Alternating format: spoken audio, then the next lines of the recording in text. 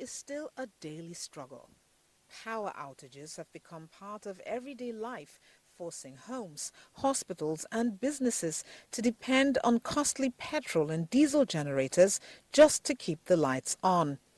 Despite decades of reform and millions of naira invested in the sector, reliable electricity remains out of reach for many communities. The economic cost is enormous. According to the World Bank, Nigeria has one of the world's largest electricity access deficits, with about 85 million people still lacking access to electricity. Businesses spend billions of naira every year generating their own power, significantly increasing production costs and making Nigerian products less competitive.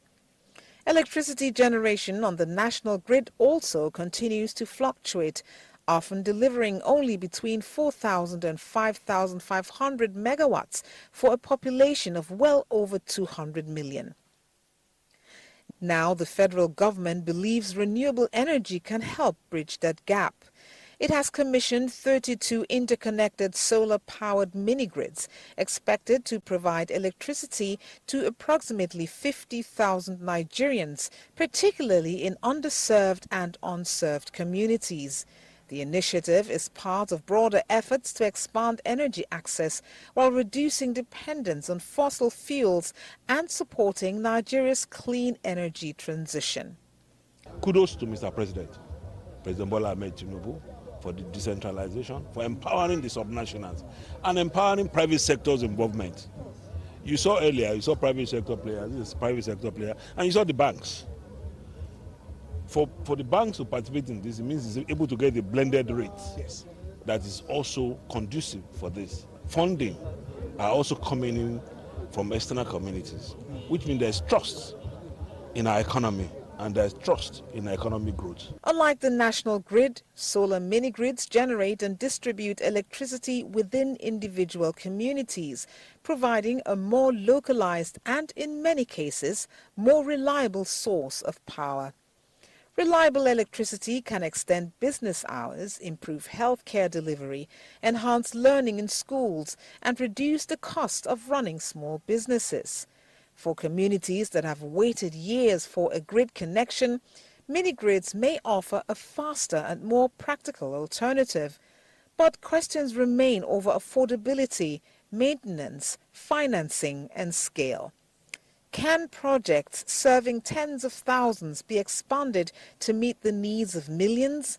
And what policies are needed to attract investment and ensure these projects remain sustainable? Nigeria is blessed with abundant sunshine, making it one of Africa's most promising markets for solar energy.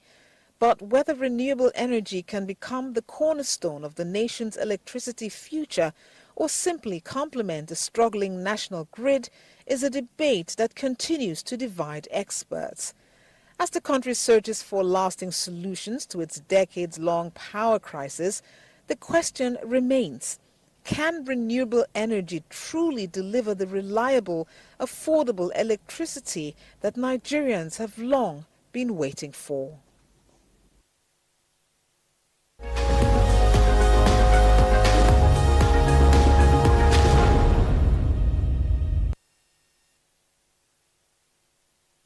Yes, that's the question. Can renewables deliver Nigeria from its power issue? Well, Nigeria's electricity crisis continues to be a major challenge as millions of homes and businesses still struggle with unreliable power generation, forcing many to rely on expensive petrol, to rely on expensive diesel, as well as generators to power their businesses, to power their homes. At the same time, we have rising fuel prices facing us. And, and the removal of electricity subsidies have made the cost of energy even more harder to bear. So against this backdrop, the federal government last week unveiled 23 solar-powered mini-grids, which they expect to provide electricity to about 50,000 Nigerians across underserved communities. That's what they say. And the project is being presented as, another step towards expanding renewable energy access, particularly in areas that remain beyond the reach of the national grid. That is the claim. But beyond the headlines, one important question remains: can renewable energy, particularly solar mini-grids, make a meaningful dent in Nigeria's long-standing electricity crisis? Or, are they simply just a complementary kind of solution in a much more bigger puzzle? That's the focus of our conversation, and, we'll be examining three key issues, three key areas, three key focal points here. We're looking at this newly commissioned solar mini-grids. Who exactly do they benefit? Would they just be benefiting the underserved, as has been claimed? Can renewable energy genuinely transform Nigeria's power sector? And of course, we would also focus on the policies, the financing, the infrastructure challenges itself on this matter. And, we would have to unpack these issues. We have distinguished guests to be joining us on this conversation. But just before we bring them on, just last week when we saw the story, and it just caught my attention that solar mini-grids is a fine one. It's a fine development. But 50,000 people, 20,000 homes, and the remaining 30 goes to probably businesses, small businesses, the health sector. And I'm like, okay, is that the first solution from our power minister? Is that the much he could do? This 50,000, that can just go for just a small rural community. And is that the much that he could offer at this point where we have this? Yeah, they said, okay, those that are not within the reach of the national grid, really. But then I felt he could have just probably done more beyond just 50,000, we could have more of these solar mini-grids in a sizable number. That's just my feeling when I saw that story. Same here, because it's a good development. Yes, we've seen the challenge we've had in Nigeria over and over again when it comes to the power sector. I remember the last time we had an expert here where he was explaining how beyond the transmission problem, there's the distribution problem. Issue. And so it's the challenge is massive. Within the chain, the supply chain and the value chain. And like he said then, it's beyond just pinpointing one particular issue and meeting it. So it's more like it's a long-term project. So while that should be ongoing, I think it's a good development when you want to look at alternatives. So the solar power mini-grids are a very good initiative. But I am also concerned about the number, the figure. Like, when you're dealing with, I just feel for a country like Nigeria, it's not Cape Verde. Let's use the word of past president, late President Buhari, is like a dot in a circle. Yes. That's the way it is. A very tiny dot. And the truth is, if you're not making the impacts with the number of people, when you can't give a large number of people being affected or being this initiative benefiting, it's as good as nothing. Starting. Honestly, 50,000. It's as good as nothing. It's really a poor start. I feel it's a poor start. I feel that the government can actually do more. Maybe they didn't think of it. They just feel, okay, let's just give it a try. It's a good initiative, a welcoming one at that. But I feel they should have considered a higher number of persons or people, communities that should benefit from this move. Also, as long as we are Nigeria, the giant of Africa, like we always want to claim, we are expected to do more, really. The people, we have suffered a whole lot. The people have suffered a whole lot from the power crisis and all that. So this is time for us to make things better, It is not, for me, personally, I feel that it is too poor for a start. All right, yeah, that's just our own opinion. Let's get to hear from our experts who have joined us right now. We have the Executive Secretary, Power Consumers Advocate of Nigeria, PICAN, Mr. Uket Obonga, is he has joined us now online. Yeah, Mr. Obonga, it's great to have you. Let's start with our very first talking point, which is the federal government's 23 solar mini grids. What do they really mean? You know, so first let's look at what this newly commissioned solar grids actually represent, who benefits, how much electricity can they realistically provide, what impact can they have on communities and small businesses. The fact remains, Nigeria has an installed electricity generation capacity of over 13,000 megawatts, but available generation is just often between 4,000 to 5,000 megawatts, which is far below the estimated national demand. So thank you so much. The first question is, the federal government says these 23 solar mini grids will provide electricity to about 50,000 Nigerians. From your perspective as an advocate, how significant do you think this is? How significant is this milestone?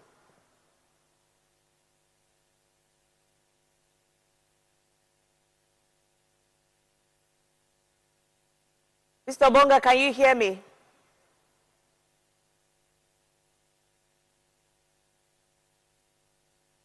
Hello, Mr. Bonga, can you hear us here?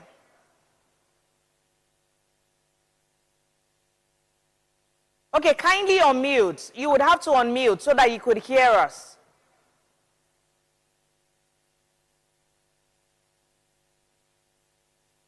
All right, I'm sure we can get Mr. Obonga back so that when he unmutes his audio, we can get to hear him on this matter. You know, I was just talking about... Can you hear me now? Yes, yes, I can hear you loud and clear. So, you know, I tried to... It's so low. I'm not hearing you. Your voice is so low. All right, can you hear me now? It's so low. Can you hear me now? I'm hearing you faintly. Okay, in that faintly, I was asking you that, you know, talking about these 23 solar mini grids that the federal government unveiled, and they said it will provide about it will provide electricity to about 50,000 Nigerians. How significant is this milestone? I know. The issue.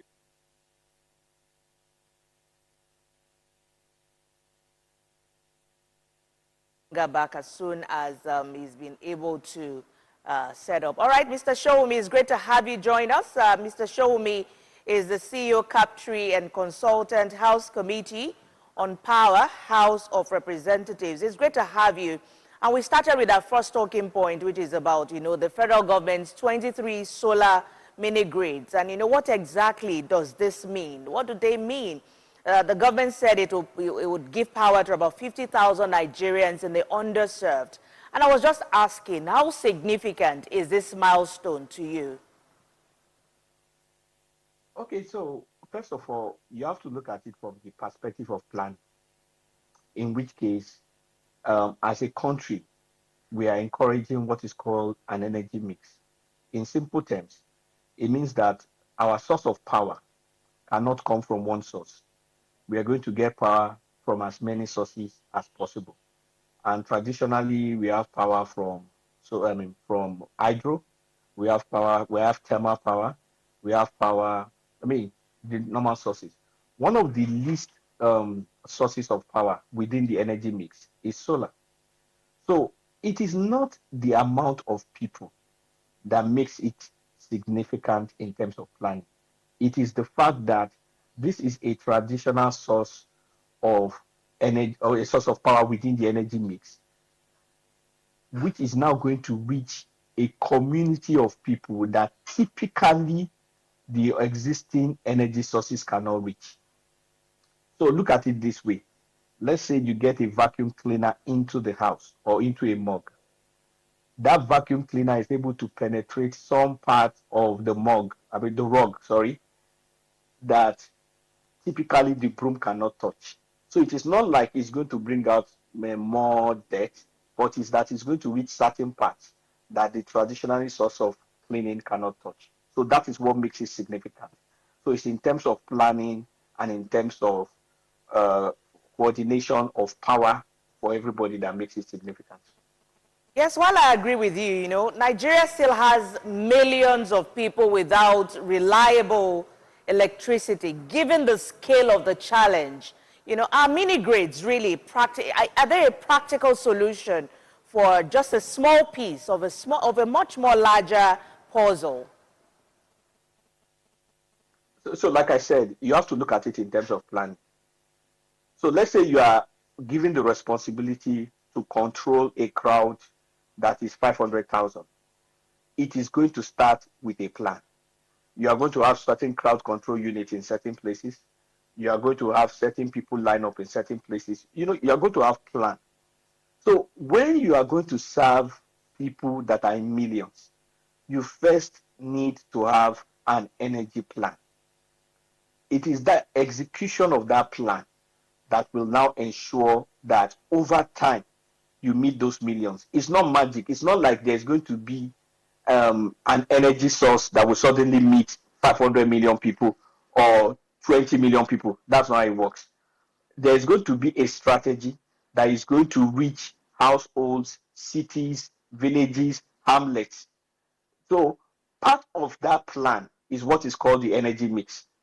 That energy mix, part of it is solar. So that part of it is this part that they are talking about is reaching people in the rural areas who traditionally do not have power lines in that area. And that is the strategic intent of mini grid. All right, thank you, Mr. Shomi. Yeah, you call it a plan. Maybe it's just a start. I will keep reviewing that. But let me bring in Mr. Obonga here. You know, let me get your own reaction. Mr. Shomi has been able to establish that it's a plan that the Power Minister has just put in place, which he kicked off with just 50,000 people with that solar mini grid. What's your own reaction to this setup of this mini solar grid before we go into the further discussion, Mr. Obonga?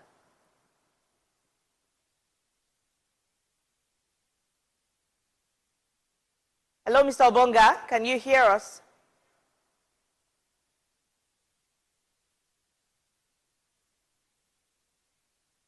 All right, Mr. Shomi, let me come back to you while we bring in Mr. Obonga here. Yeah, you say the minister has a plan. Yeah, honestly, we had given kudos to this solar mini grids, but it's a work in progress. While I agree, it's a strategy. But then, do you think that should have been the first port of call for the minister, looking at the issues we have with our national grid at this moment? Okay, if you give somebody in charge of policy, plans, and strategy, and he doesn't come up with a strategy, then what's his job? People need to understand that the minister is not the head of the disco. The minister is not the head of the transmission company. The minister is not the head of the generation company. So the people who hand touches the ground, who really do the brass tacks, it's not the job of the minister. The minister is there as the head of policy, regulation, planning. So he should come up with a plan.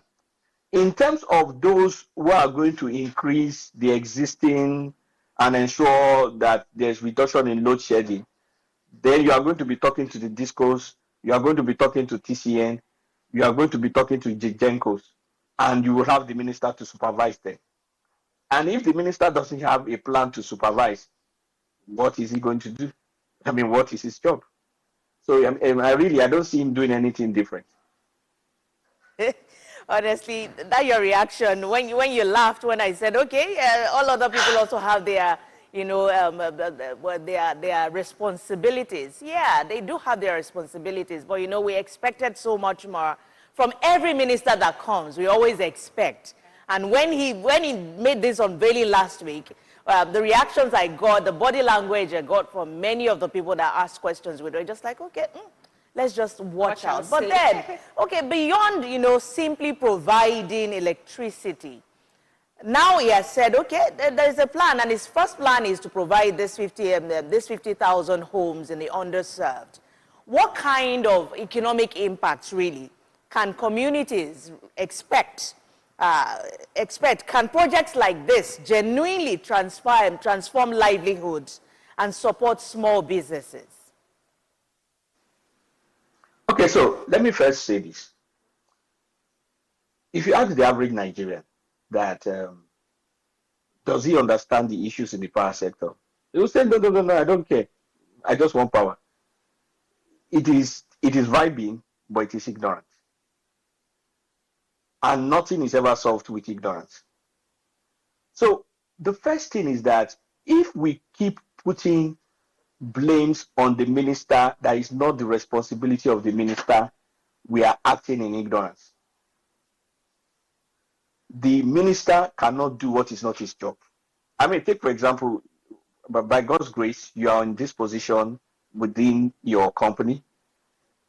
You are not the finance director.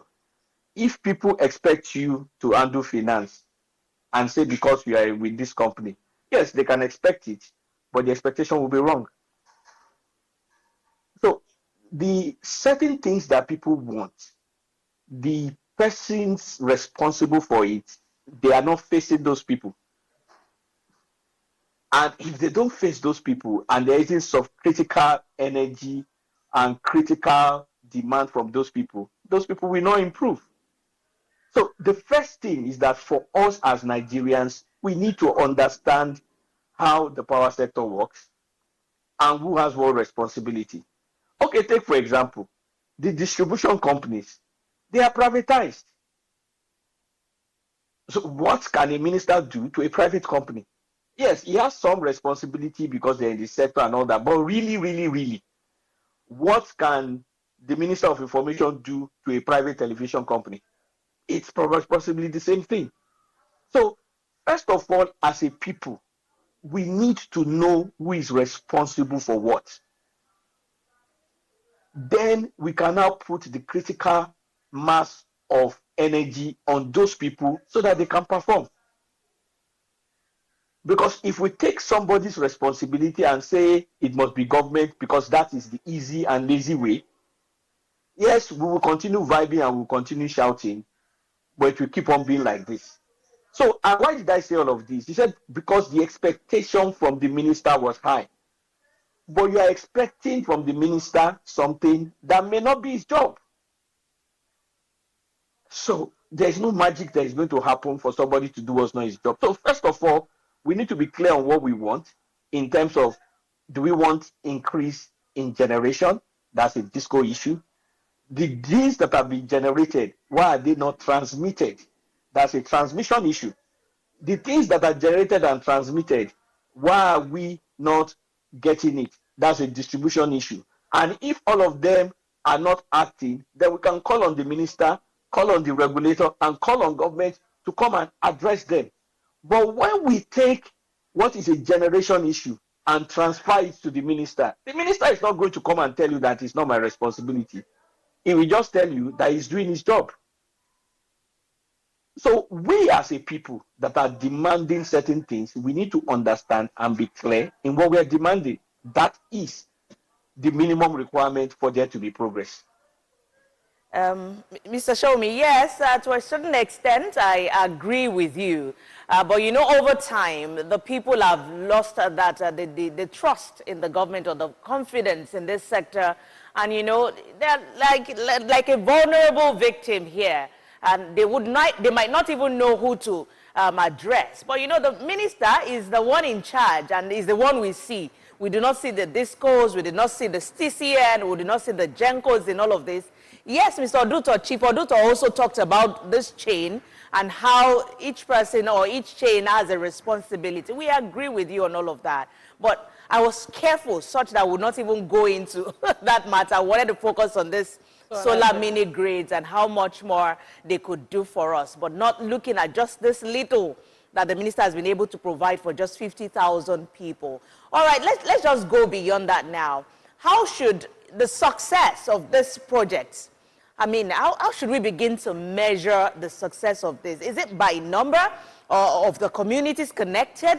Is it by the reliability of the power supplied? Or is it the economic opportunities that they create? Because I use the word, it's like a dot in a circle. This little that has been able to provide. Yes, you have said, oh, there is a plan, and we're starting from there. We have over 200 million people in Nigeria. That's what the data has been able to provide. But then how do we begin to measure from here?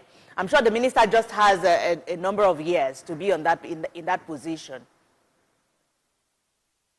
Well, he may have a number of years, he may even have months. That one is for a different thing. You know, you just have to prepare within. So, in terms of how you measure success, it depends on who is asking.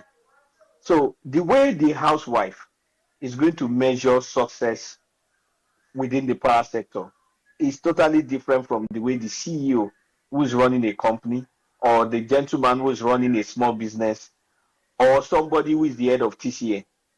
The way they will measure success is totally different. The way the analysts will measure it is to look at all the variables of impact, which can include things like economic indication, how much it has contributed to GDP, how much it has expanded businesses, how much, all those variables. So saying that how best should we measure it may not be totally objective. It is best we look at it in terms of segmentation. So if we look at a segment of society, the more vulnerable, if we look at, say, maybe housewives, how does that impact them? That can be an example. But those are not the target people. This is for the underserved. What it means is that there are certain places in Nigeria, particularly in the rural areas, who may not have had light in, say, 3 years. Yes, it does happen in this country. So those kind of people are probably those that will get this kind of electricity. So you may get into a situation where maybe 3, 5, 6, maybe 8 rural communities, villages that are internetworked suddenly have light. So those are the kind of people that we can look at how that electricity made available to them, has it impacted them, the small businesses that are there, the hairdressers, the barbers, has it impacted their work and all those kind of things. Then we can be able to measure it. But measuring it against the total impact in Nigeria may not actually be practical. I'm sure those kind of people would be very, very much excited about this that the government has been able to do for them. Ms. Quickly, let's hear from the Executive Secretary, Power Consumers Advocates of Nigeria. He's the one representing maybe this kind of consumers, and it's good to know what he feels, his reaction about this mini solar grids. Mr. Uket Obonga, can you hear us now?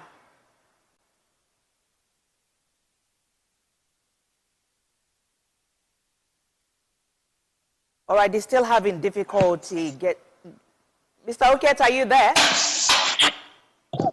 I'm hearing you now.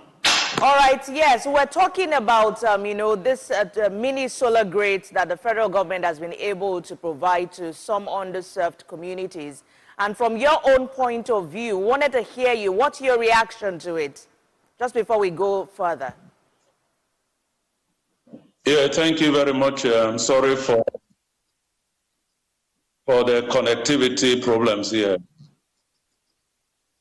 Yes, the mini that the federal government has put in place there, about 23 of them so far, with a target of reaching out to 50,000 electricity consumers, is good news from extent.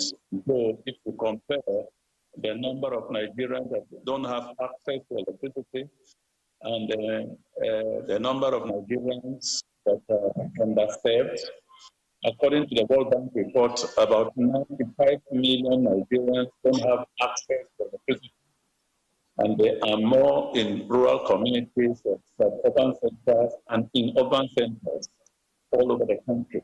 So beginning with 23 mini grids, this is basically how do you call it, to build voltaic solar systems.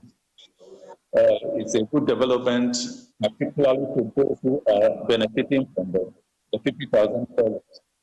My only concern is that this is not apparently the way a nation like Nigeria should go. We need development. We are on an undeveloped economy, and no nation develops this way. Yes, many grids set in rural areas, campuses. For instance, I'm aware that most of these mini grids are in university campuses, colleges of education, polytechnics, and the rest of them. Yes, but what of the great economy that is driven and powered by electricity? Electricity is a driving engine of economic development and industrialization, and even impacts the livelihoods of the people. So we cannot, from any stretch of imagination, be talking of driving our economy on many grids. It's not done anywhere. That's my take on that. Let's move on to our second talking point about, renewables. Can renewable energy solve Nigeria's power crisis? A bit of assessment here. Can we get a genuine solution? Can solar, can other renewables deliver the scale of electricity needed for homes, industries, for economic growth in Nigeria? About 85 million Nigerians still lack access to electricity, making Nigeria one of, the world's largest electricity access deficits at the moment. So, Mr. Showunmi, you are a consultant, and I know that you do consult to the House of Representatives as well. Can renewable energy realistically solve Nigeria's electricity crisis? Well, there's no one energy source that can solve Nigeria's electricity problem. That's why they talk about an energy mix. So there are certain things in terms of ease of deployment and all that where renewable energy becomes an advantage. So it's a nice to have. In certain areas, in mega installations, renewable energy may not be so practical, but it does have its place.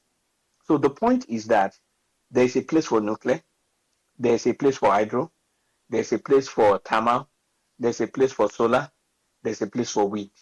It is the combination of everything that will solve the problem. So it's like you are cooking soup. It is not only pepper and water that you put there. There must be some other things. The Maggi is just a little that you put, but it becomes necessary. So the point I'm trying to make in all of this is that it's a mix.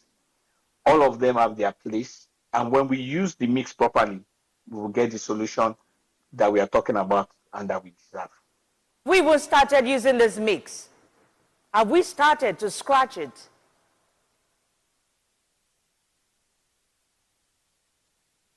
Because there is power source from hydro. That's the one you get in the Kanji Dam. There is power source from gas. That's a different mix. There is power from solar. That's a different mix. So what I'm saying is that, you see, this part of that I'm talking about is at the planning level. That is how industries are planned.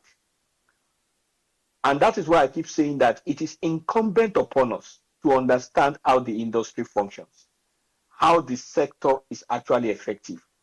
Based on our understanding of how the sector is actually effective, then we can ask the proper questions.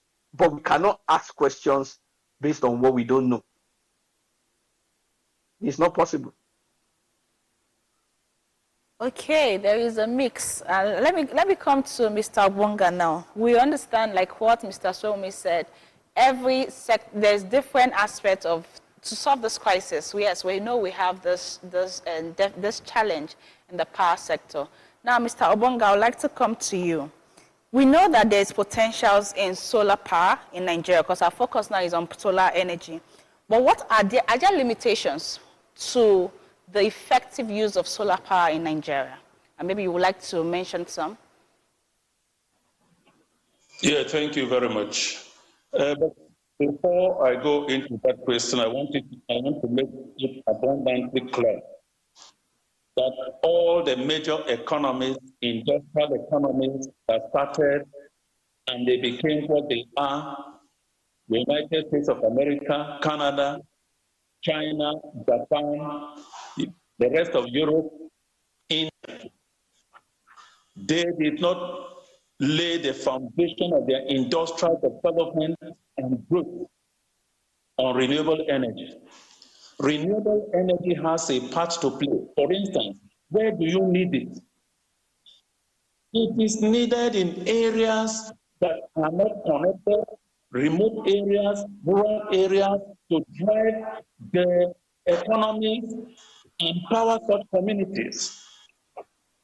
Is China, the Chinese economy, driven by renewable energy or solar?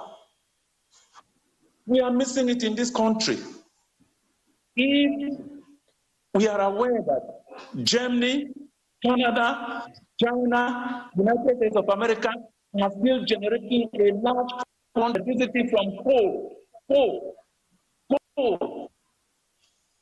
and we have abundant deposits of coal which have been abandoned in Enugu, in Ondo State, in part of Kogi State, and so forth. And we have people who come and be telling us there is energy mix. These things, energy mix is there. For instance, where people are going on camp, where remote villages and communities are, you cannot reach out through a main grid or regional grid. Renewable energy, mini grids are needed. But a nation cannot. And in this state of our development, you see, we go through this route because most of our men are not willing to tell Nigerians the truth. Nigeria has the capacity to have a power sector that is functioning, considering the humongous amount of money that has been sunk into it. Billions upon billions of dollars that are gone into the distance. And yet, because of corruption in the system, we are here dancing around and coming to tell Nigerians that, oh, it has to be an energy mix. We have to, energy mix is there. It has its place. But that is not what drives industrial development of any nation. There are a lot of limitations.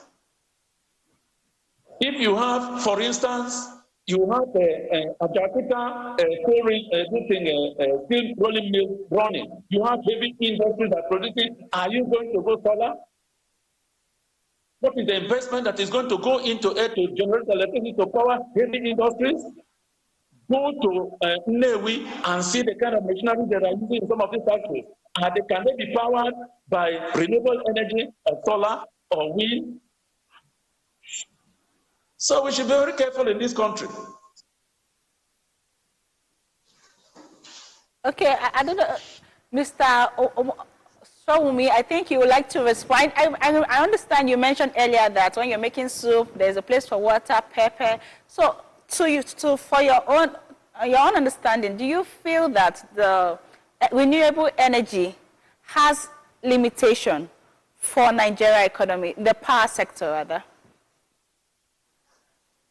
So first of all, every energy source has its limitation. Everyone. So when you all these developed economies, sometimes we like talking in phantom.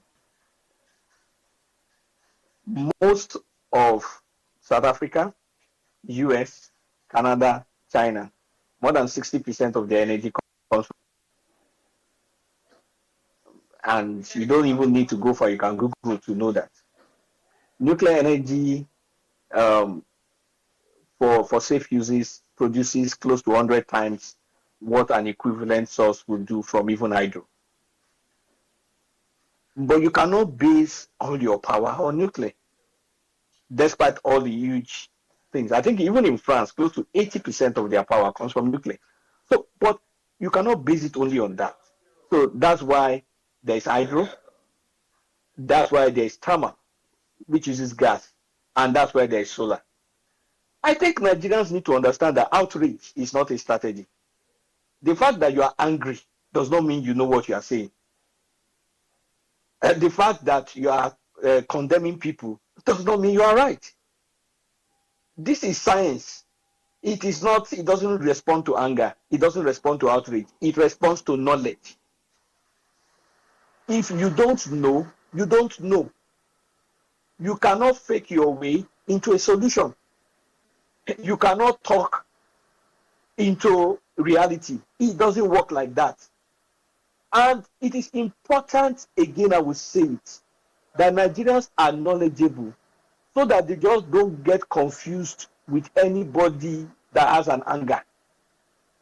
There is a way the power sector works. Understand how the power sector works. It is the responsibility of everybody. Yes, for example, it is the responsibility of the doctor to treat you when you are not well. But it is also your own responsibility to know how your body works. Nigerians need to have some amount of knowledge of how the electricity sector works so that every Tom, Dick, and Harry will not be confusing them. Again, outrage is not a strategy. Being angry does not mean you are right.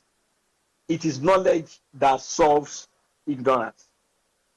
You know, you mentioned earlier that the power sector, we mentioned the GENCO, the GENCO, DISCO, and the TCN challenge. We know there's this challenge, and we're looking for solution. So will you tell us now that the renewable is a solution, a pathway to the solution of the power crisis? So try and understand this.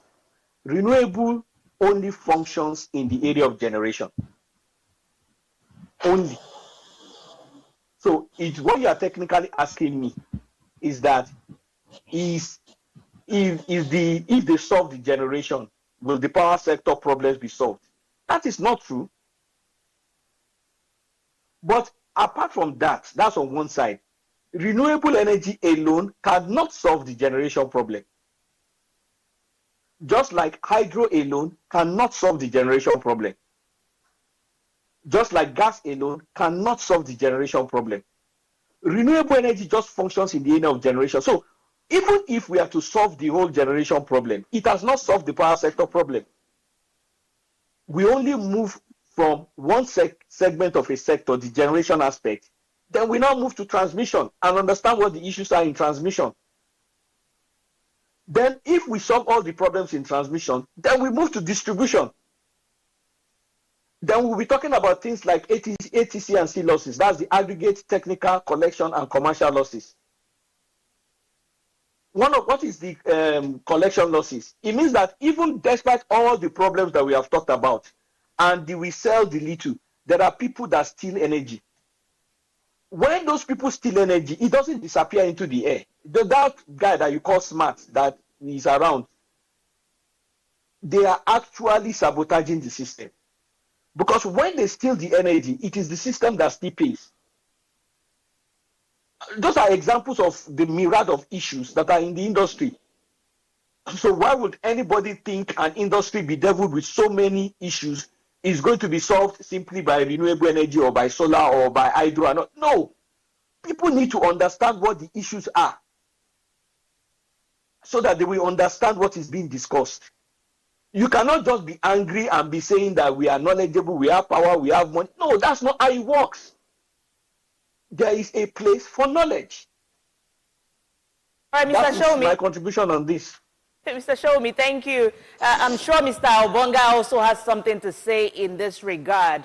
There's a myriad of challenge, and Nigerians are just wondering. You started with there should be a plan, but it does look like that's what we get to hear almost all the time, about a plan. But then we get to also see some other things. Yes, there are different, in the supply chain or in the value chain, we have the different roles and responsibilities. Mr. Obonga, what's your take on what he has said? Well, I've heard, thank you very much. I've heard the gentleman therefore, but I want to remind him of something. Nigeria today is blessed with so many knowledgeable people. And I believe one of the problems we have is that we are so knowledgeable all over, but yet with this knowledge, we are unable to solve a simple problem like electricity, which is not rocket science. We are not inventing the wheel. Let me remind the young man sitting down there that in Nigeria, once upon a time, there was a civil war. And the city of Enugu and the area that you call Biafra, particularly in the city of Enugu, a section of Enugu was in the hands of Biafra soldiers, and one section of Enugu was in the hands of Nigerian troops. We are the children of the war. And we were in that city of Enugu and environs. There were bombings, there were shootings, electricity did not blink for 1 second. Please let me go and Google and find out. In that period of our national life, we had a few electrical engineers. Those who made this happen were school certificate and trade school people. They were not engineers. If some of us are talking and we are getting angry, we are justified not because we don't understand what is going on. Renewable energy has a place to play. There is no doubt about it. But the point I am making is this: no nation builds this or economy or develop the economy and the industrial base through renewable energy. Well, those who have done nuclear, yes, but in the beginning was not so. What is the installed generation capacity today in Nigeria? We have 13,000 megawatts. 13,000 megawatts of this thing. So because, like he admitted, the corruption that is going on in the power sector, the nepotism that is going on in the power sector, these are the things that are making the system not to work.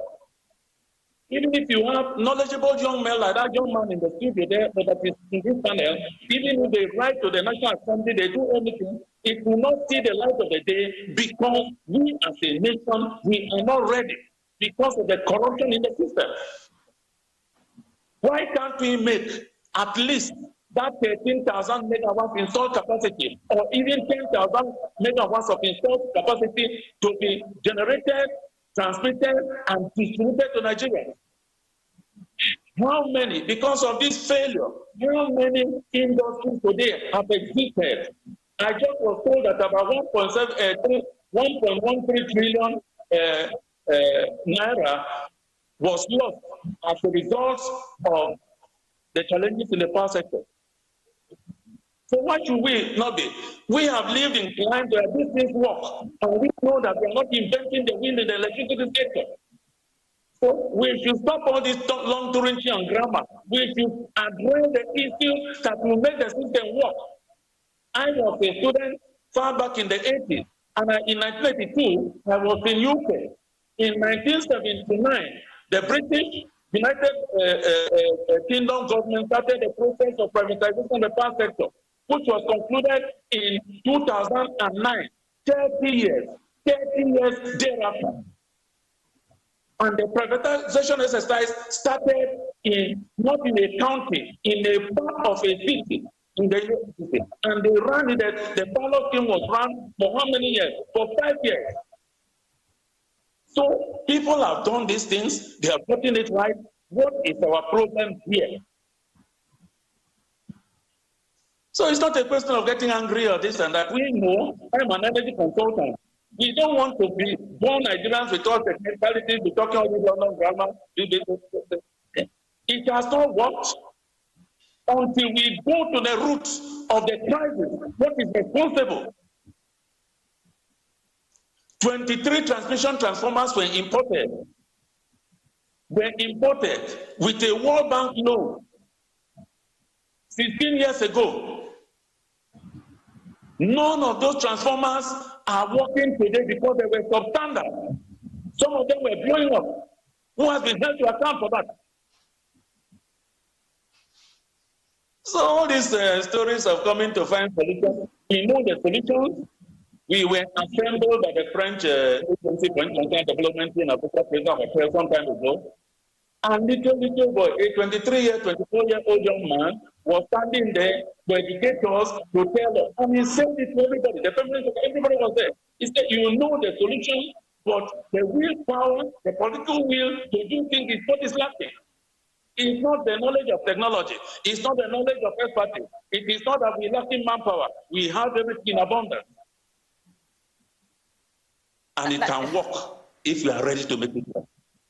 Yes, it can work, and I'm sure Nigerians do not want the Turanchi that we are also speaking. They just want solutions here. And, you know, we're not here to also banter and, you know, pass words on one another. You mentioned countries like China, countries like India, Morocco.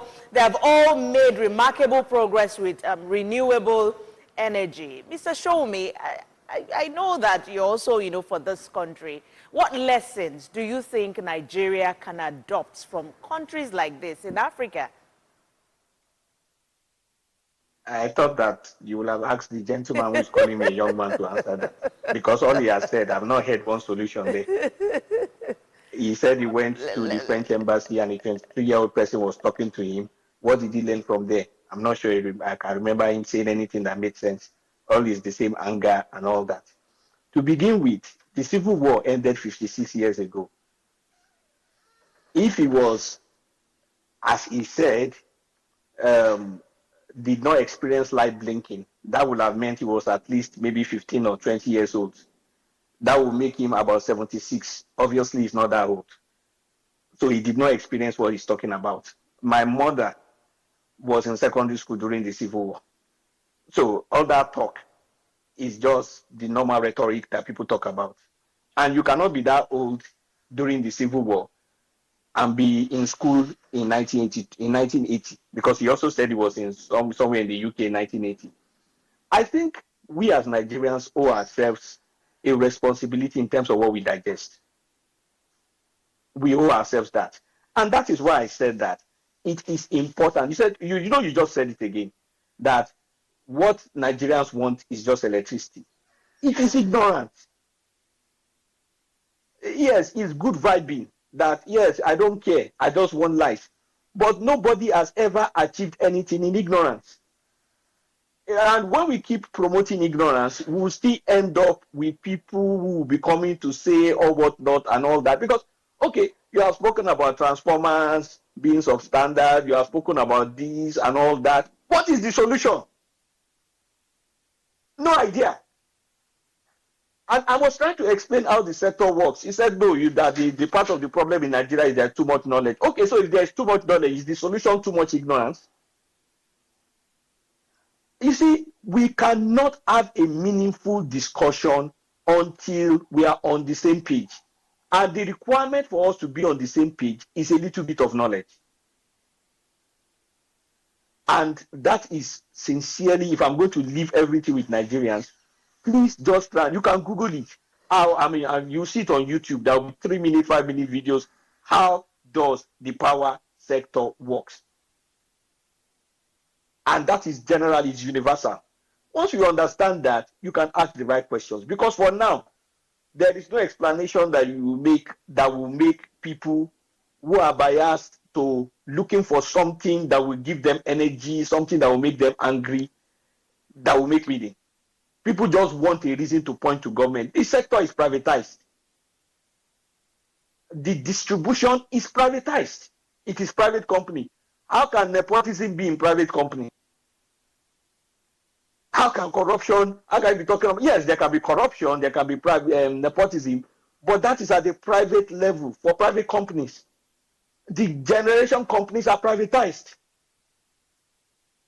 Are you going to accuse UBA or something of nepotism when there is a private business, people have bought it? So people need to understand what's happening in the industry. Ignorance is not going to help anyone. I mean, I don't have more to say than that.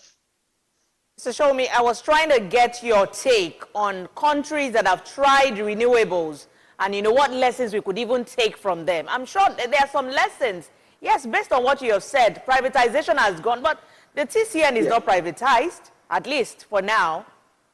Yes, exactly. Yeah, but the TCN is not what is responsible for the issues that we are complaining about. the TCN has their own responsibility. If you hit where is the responsibility of the TCN, then the TCN has to stand up and answer. And we will join to say that, okay, this is a TCN responsibility. And I'll give you an example. About 2.5 years ago, there was a committee from National Assembly that went to visit Benin. And they went in the company of the MD of Benin Disco. The governor then was angry and he walked out of the meeting because they complained that they had not had electricity for about 9 months in Benin, the capital of the state at that time.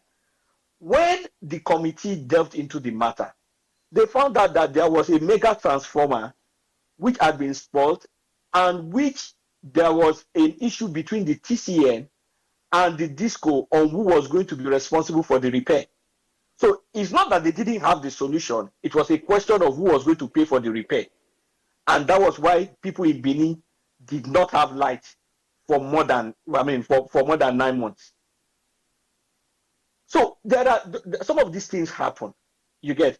And now to the question that you spoke about all the other countries. Like I said, there is an energy mix. China has solar, they have wind, but they have it targeted at certain segments. They do not use solar, they do not use wind for industrialization. Nobody does that.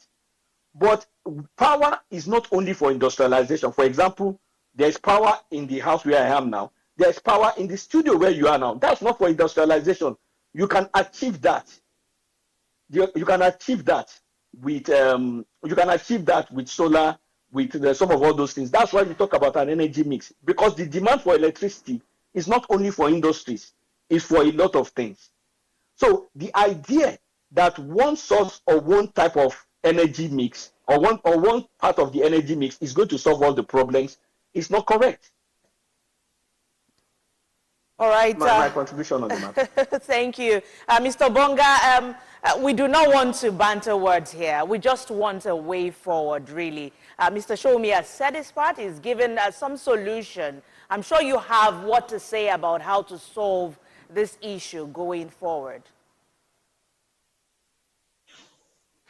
Well, thank you very much. Before quickly, I was 8 years, having been born in 1959, when the Civil War was fought, and where I was 8 years. And I say we were the children, we are the children of the Civil War. In other words, I was a child during the Civil War. I was not 20, I was 18 by 1967 when the Civil War started. And I was a student in UK between 1979 to 1964. So you can get that very clear. And on the issue of the problem we have here is not about solutions. I have attended workshops, seminars. I conducted a national survey on the quality of electricity supplied to Nigeria under this dispensation between 2018 and 2022, funded by MacArthur Foundation in partnership with Nestia Power. So when we are talking, it's not that the solutions are there. We have solutions. The government, the operators, the stakeholders, we have all the solutions packaged. They are there. The problem we have, the solution I offer is this: we should have the political will to say we want to implement these solutions that are known. The young man there, he knows it. He knows that he must have written, according to him, he's a consultant to the National Assembly. We just finished a program in Lagos in a good hotel, ad hoc committee on power. I was there. I sat in one of the panels there. We proposed solutions, the same solutions of 10 years ago are the same solutions we are talking today. So it is not a question to sit down here, you have to do this, you have to, no. Those of us in the power sector, stakeholders, the solutions are there. My own solution here is that we should have the political will to implement the solutions that are proposed. We We don't need new solutions. They are there. I don't need to come to the national television and begin to talk about solutions. When we have solutions, if you say it on national television and those who are supposed to implement it, they don't have the person to implement it, will they be any this thing? Have we not spoken? Have we not appeared on all national television stations talking about this thing? The international broadcast stations talking about this? Another thing again is that this one will tend to offend some voters.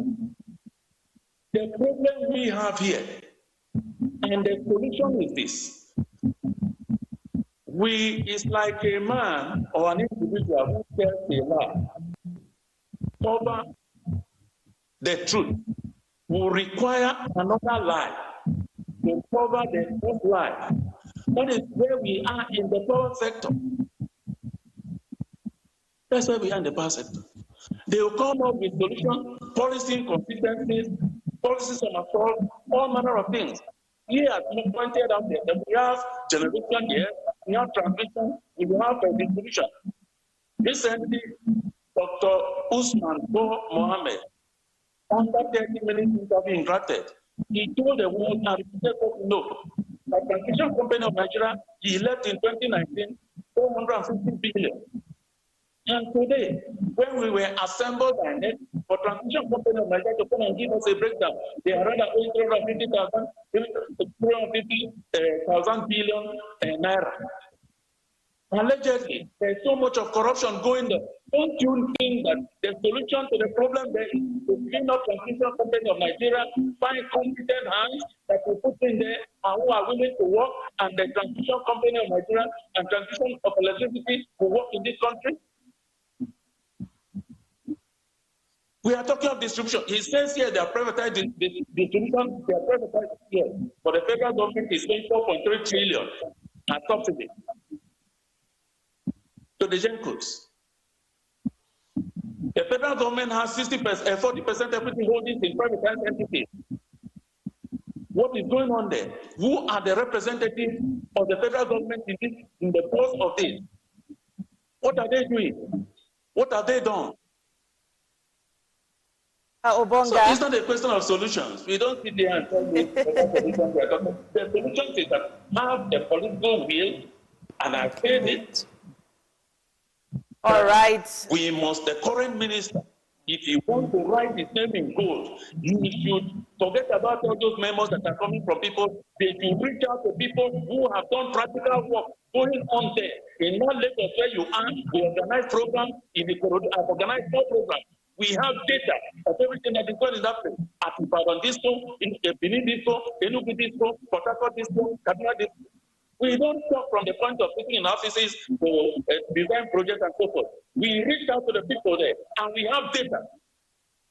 We got your message. I am satisfied to be angry because it is so painful that this kind of thing is happening right before us. All right, Mr. Bonga, the message is clear. The message is clear. The political will.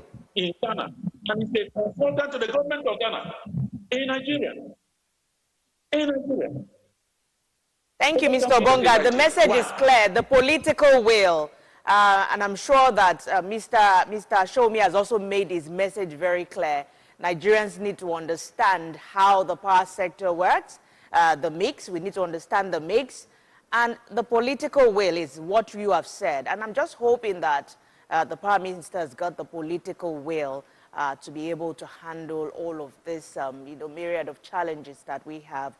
We must say thank you so much for, sharing your thoughts with us on this matter. CEO Captree and consultant House Committee on Power House of Representatives, Mr. Bode Shomi. Thank you so much, as well as Executive Secretary, Power Consumers Advocates of Nigeria, Mr. Uket Obonga. Thank you for your time on LN 24/7.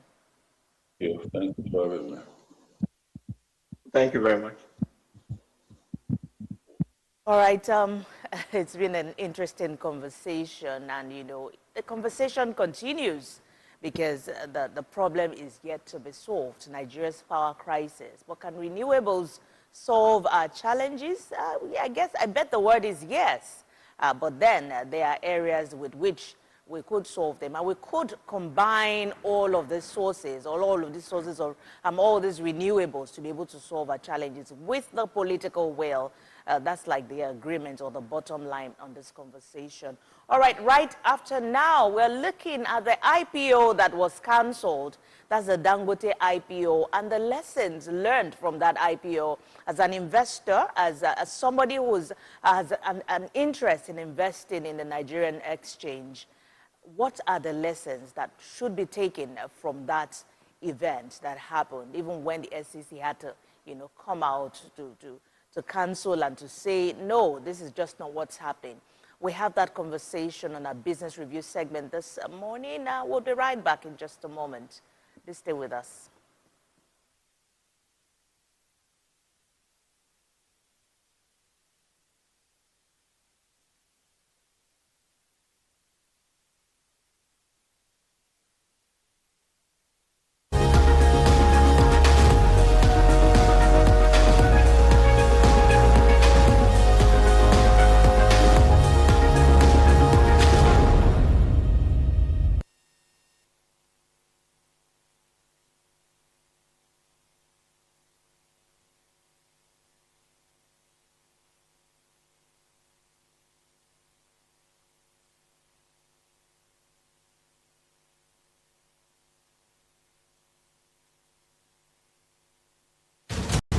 Stay up to date with LN 24/7. LN 24/7.